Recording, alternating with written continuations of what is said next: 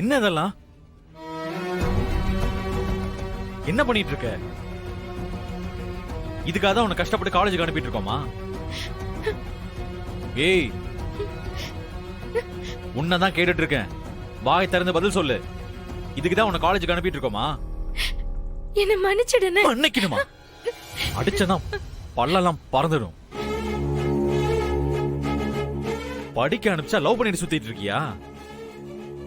கொன்றுவன் பாத்துக்கோ.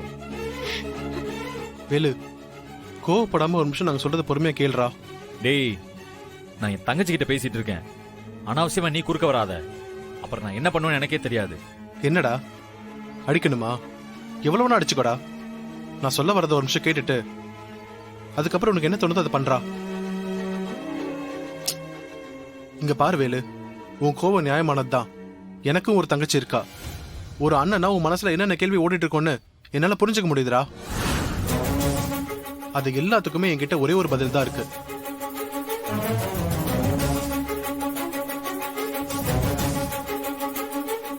ஆனந்தியை நான் நல்லா பார்த்துப்பேன்டா. நீ நினைச்சதை விட ஒரு மடங்கு அதிகமாவே என்னால சந்தோஷமா பார்த்துக்க முடியும் அவளை. டேய், இதெல்லாம் சரிப்பட்டு வராது.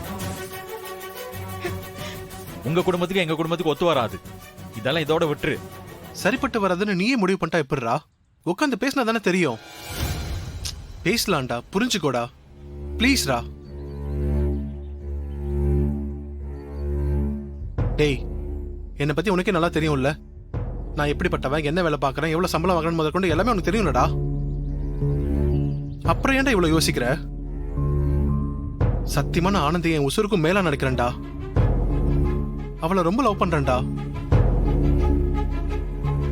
தயவு செஞ்சு எங்களை பிரிச்சிடாதடா வேலா. அப்புறம் நான் உயிரோடவே இருக்க மாட்டேன்டா. டேய், நான் ஒன்னும் காதலுக்கு எதிரானவன்லாம் கிடையாது. ஆனா உங்களுக்கும் எங்களுக்கும் ஒத்து வராதுன்னு தான்டா சொல்றேன். உன்னோட அம்மாவுக்கு இந்த விஷயம் தெரிஞ்சா அவங்க எப்படி எல்லாம் பேசுவாங்க உனக்கு தெரியும் தானே? சரி, அவ்வளவுதானே? எங்க அம்மா கிட்ட பேசி சம்மதம் வாங்கிட்டா உனக்கு ஓகே தானே? டேய், சொன்னா புரிஞ்சுக்கடா. என்னோட பிரச்சனையே வேற. ஏற்கனவே எங்க அக்காவுக்கு சரியான வாழ்க்கை அமைச்சு கொடுக்க முடியலன்னு ரொம்ப கஷ்டமா இருக்கு. இவ வாழ்க்கையாவது நல்லா இருக்கணும்னு நினைக்கிறேன். வேலு, நீ யோசிக்கிறது எல்லாமே கரெக்ட் தான்டா. ஆனா நான் சொல்றது கொஞ்சம் கன்சிடர் பண்ணுன்னு தான் சொல்றேன். எப்படியோ ஆனந்தியை வேற ஒருத்தருக்கு கல்யாணம் பண்ணி வைக்க தானே போறீங்க. ஏன் அந்த ஒருத்தர் நானா இருக்க கூடாது? ப்ளீஸ் வேலு, சொல்லி காட்டுறது இல்ல வாழ்க்கை, வாழ்ந்து காட்டுறது தான்டா வாழ்க்கை. அண்ணே. ஏய், நீ எதுவும் பேசாத. உன் மேல செம்ம கோவத்துல இருக்கேன்.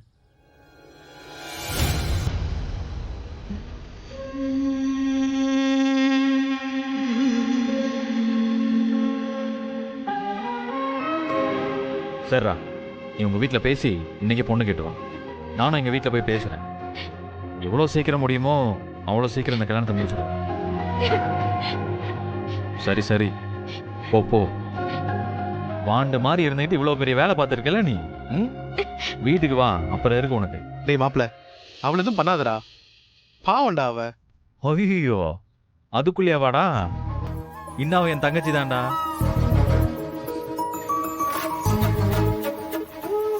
மேடம், கீழே போறீங்களா எப்படி? போங்க, வரேன்.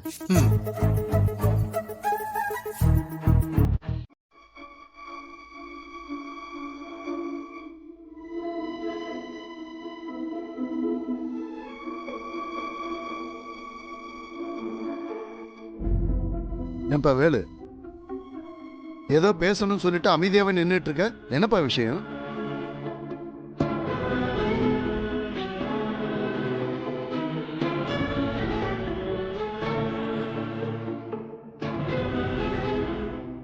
என்னவா இருக்கும்?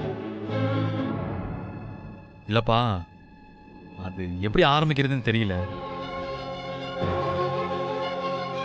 மாப்பிள்ள தயங்குறத பார்த்தா பெரிய குண்டை போட போற மாதிரி தெரியுது. ஏய்யா வேலு, எதுவா இருந்தாலும் சொன்னாதானய்யா தெரியும். எதுவா இருந்தாலும் தயங்காம சொல்லு.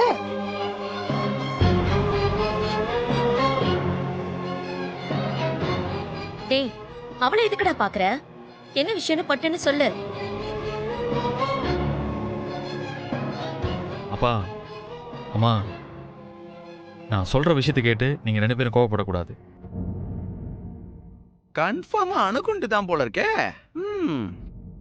ஏன்பா விஷயத்த சொன்னா தானப்பா தெரியும், முதல்ல சொல்லியா? அப்பா ஆனந்தி ஒரு பையனை லவ் பண்றாப்பா.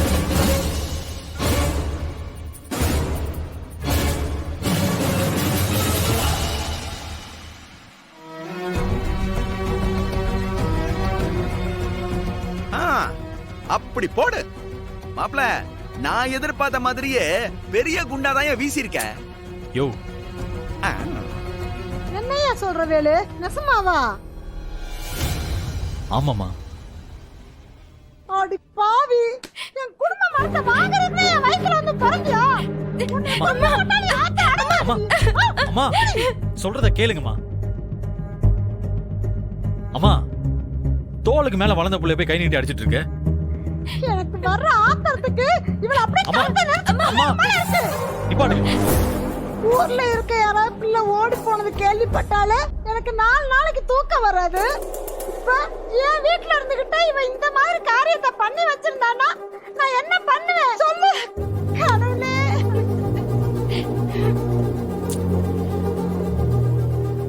ஏமா ஆனந்தி, உன் மேல நாங்க எவ்வளவு நம்பிக்கை வச்சிருந்தோம்மா, எல்லாத்தையும் இப்படி குழி தோண்டி புதைச்சிட்டீங்க. காலையில உங்க அக்கா உன்னை கண்டிச்சப்ப கூட நம்ம புள்ள அப்படியெல்லாம் இருக்காதுன்னு உனக்காக நான் வாதாடினேன்.